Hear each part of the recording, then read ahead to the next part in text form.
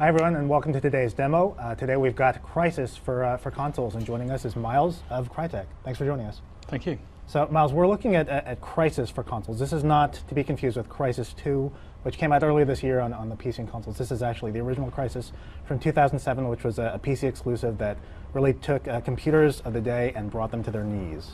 Absolutely, this is the whole Crysis 1 experience come to PS3 and 360. Right. And it's the whole wide-spreading, far-reaching sort of grand-scale maps. It's the superb graphics. It's the nanosuit brought to console with the new nanosuit 2 controls, like Crysis 2.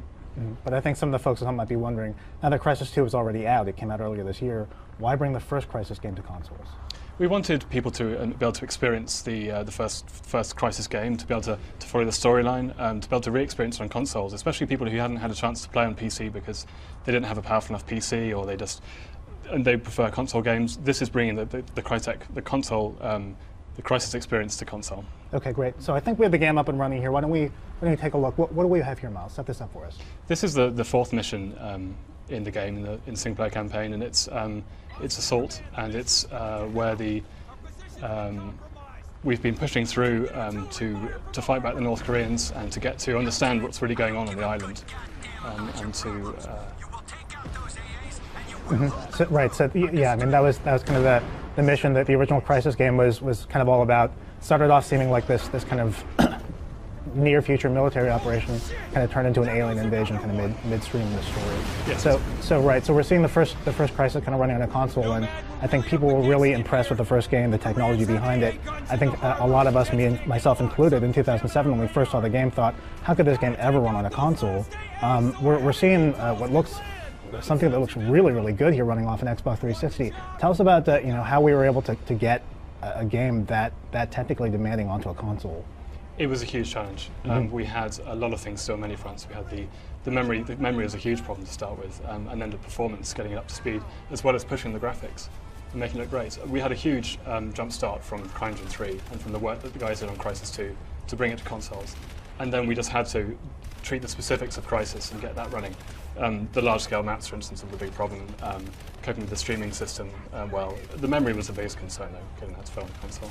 Yeah, it looks like we're seeing one of the things that I think the first Crysis game was very famous for was these big open-ended environments with lots of jungle terrain. Can you tell us about how Crytek was able to take all this kind of foliage, all the trees, and all the bushes and stuff, and really get that to work in the console game?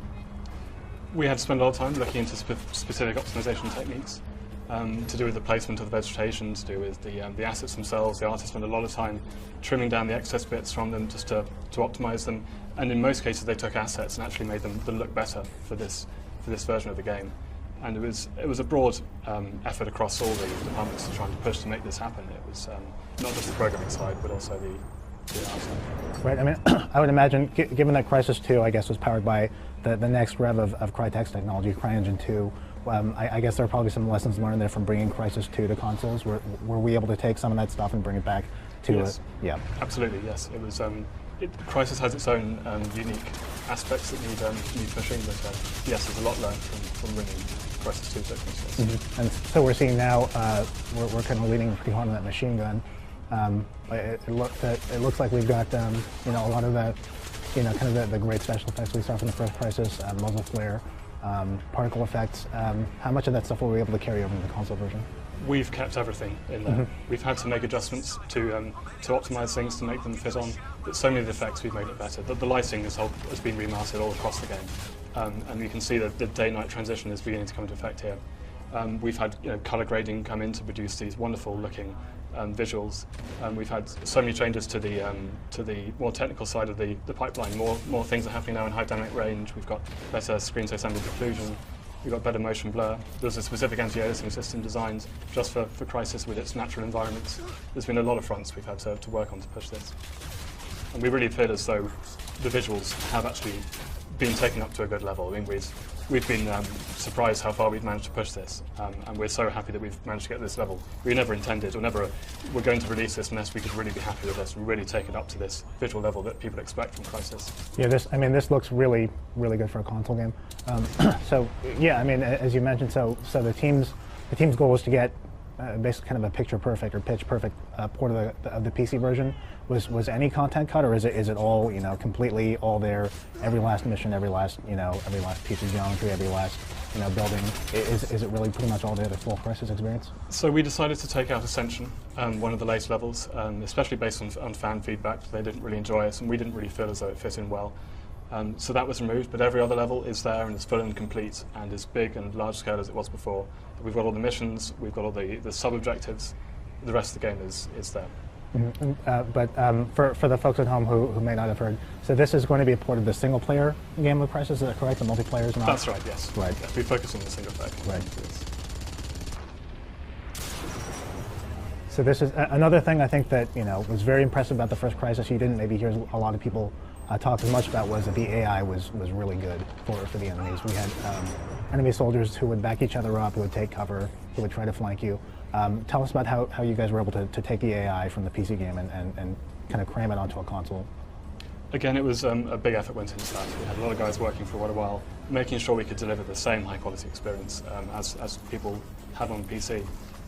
One of the things we've had the opportunity to do is fix a lot more bugs in the game as well. The PC game wasn't perfect, it had its flaws, and we spent a lot of time polishing every aspect of it, including the AI, making sure the behaviours are just right and they react really well towards it. Mm-hmm. Were there any, I mean, the original Crysis, you know, for me, as a PC game player, it was kind of like, you know, the ultimate PC game. It was a first-person shooter that was really technically demanding, that looked fantastic. And for me, I prefer playing my shooters on a mouse and keyboard, so I was very happy to play a game that looked that good with what I consider to be, you know, the superior control scheme. But of course, Crysis 2 came out on both PC and consoles. I'm sure Crytek learned a lot of lessons about, you know, adapting a shooter to, you know, be as fun and enjoyable and responsive on a console controller.